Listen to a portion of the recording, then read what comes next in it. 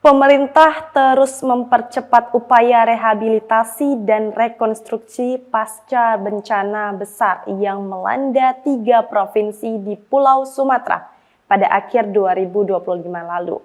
Menurut Menteri Dalam Negeri Tito Karnavian, fokus pemerintah saat ini adalah melakukan pemulihan total pada 16 kabupaten dan kota di Aceh, Sumatera Utara, dan Sumatera Barat. Meski sebagian besar wilayah mulai pulih, sejumlah daerah masih membutuhkan perhatian khusus akibat kerusakan infrastruktur yang masif. Usai menghadiri acara pelepasan taruna kelautan dan perikanan di Skadron 45, Lanut Halim Perdana Kusuma, Selasa siang kemarin, Menteri Dalam Negeri Tito Karnavian membeberkan situasi terkini pasca bencana Aceh dan Sumatera. Menurut Tito, bencana yang terjadi pada 25 November 2025 lalu setidaknya berdampak pada 52 kabupaten dan kota. Kerusakan terjadi pada berbagai sektor, mulai dari jembatan, jalan, fasilitas pemerintah, hingga sektor pertanian seperti sawah dan tambak ikan. Meski belum banyak daerah pulih total, pemerintah telah memetakan 16 daerah yang masih memerlukan strategi keroyok atau atensi khusus. Di Sumatera Barat, fokus utama tertuju pada 4 wilayah, yakni Agam, Tanah Datar, Pari Aman, dan Pesisir Selatan. Sementara di Sumatera Utara, dari 18 daerah terdampak, 5 diantaranya menjadi prioritas berdasarkan checklist indikator pemulihan. Daerah tersebut meliputi Tapanuli Tengah, Tapanuli Selatan, Taman Utara, Kota Sibolga, dan Umbang Hasu Tutan. Di Sumatera, sekarang kita sudah bisa petakan, ya kita fokus ada, tanpa menafikan daerah lainnya, dari 52 kabupaten kota itu, yang di Aceh itu spesifik ada 7 ya, 4 ada di lowland, 3 di highland. Highlandnya Gayo Luas, Banda Meriah, Aceh Tengah. Lowlandnya itu ada 4. Kalau yang di highland ini problem utamanya itu longsor-longsor, jembatan putus, jalan tertutup ya.